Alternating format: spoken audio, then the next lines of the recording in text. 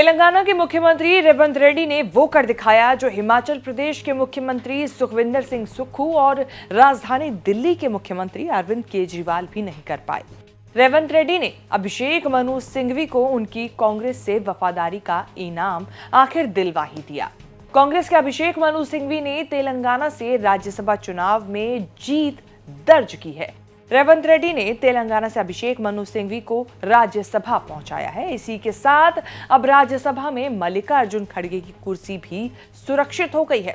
यानी लोकसभा के साथ राज्यसभा में भी कांग्रेस के नेता प्रतिपक्ष की कुर्सी पर कोई खतरा नहीं है, जो कि कांग्रेस के लिए एक अच्छी खबर है।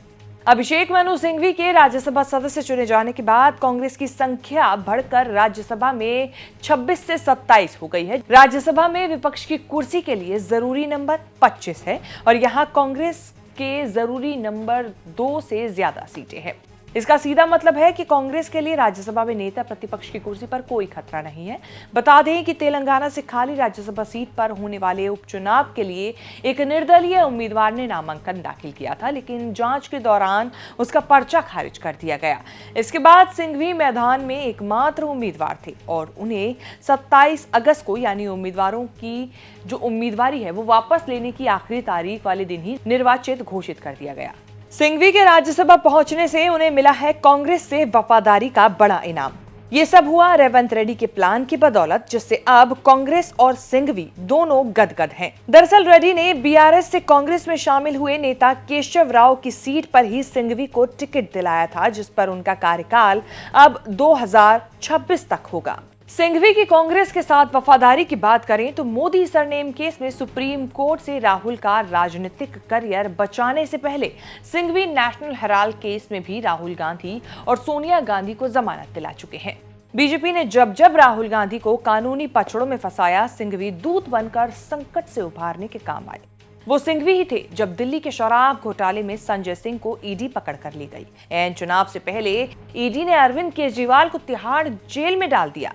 तब भी सिंघवी सुप्रीम कोर्ट से केजरीवाल को रिहा करा लाए थे। सिंघवी एक वकील होने के साथ साथ कांग्रेस के बड़े नेता भी हैं। 3 बार राज्यसभा के सांसद बनने के बाद अब चौथी बार तेलंगाना से राज्यसभा पहुंचे हैं। वैसे ये जानना जरूरी है कि सिंघवी की राज्यसभा उम्मीदवारी को लेकर अब तक 2 कांड हो चुके हैं।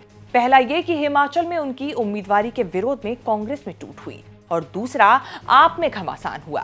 कहा जाता है कि सिंघवी को राज्यसभा भेजने के लिए स्वाति मालीवाल पर प्रेशर डाला जा रहा था कि वो राज्यसभा सीट खाली कर दे, लेकिन स्वाति के साथ पिटाई के आरोप में केजरीवाल के पीए विभव कुमार ही जेल पहुंच गए।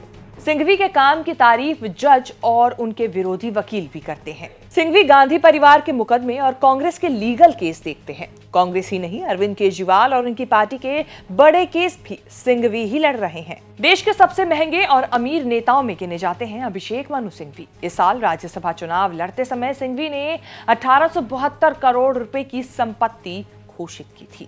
अभिषेक मनु सिंघवी खानदानी वकील हैं। उनके पिता लक्ष्मीमल सिंघवी भी देश के जाने माने कानूनविद रहे। ब्रिटेन में भारत के हाई कमिश्नर रहे। वकालत और डिप्लोमेसी के शानदार करियर के बाद लक्ष्मीमल सिंघवी ने बीजेपी ज्वाइन की थी। 1998 से 2004 तक बीजेपी के राज्यसभा सांसद रहे। अभिषेक मनु सिंघवी ने भी पिता की ही तरह लॉ को करियर बनाया। राजनीति में भी आए, लेकिन उन्होंने पार्टी चुनी कांग्रेस। जब उनके पिता बीजेपी के सांसद होते थे, अभिषेक मनु सिंघवी कांग्रेस के प्रवक्ता होते थे। 25 बरस होने को आए, लेकिन कांग्रेस और गांधी परिवार के प्रति सिंघवी की निष्ठा कभी डगमगाई नहीं। 2012 में सेक्स टेप कांड में फंसने के बाद सिंघवी की राजनीति और वकालत दोनों फंसी, लेकिन सिंघवी ने कांग्रेस और कोर्ट रूम में जोरदार वापसी करके खुद को साबित किया और अब कांग्रेस और रेवंत रेड्डी ने उन्हें उनकी इस वफादारी का इनाम भी दे दिया है, राज्यसभा पहुंचाकर।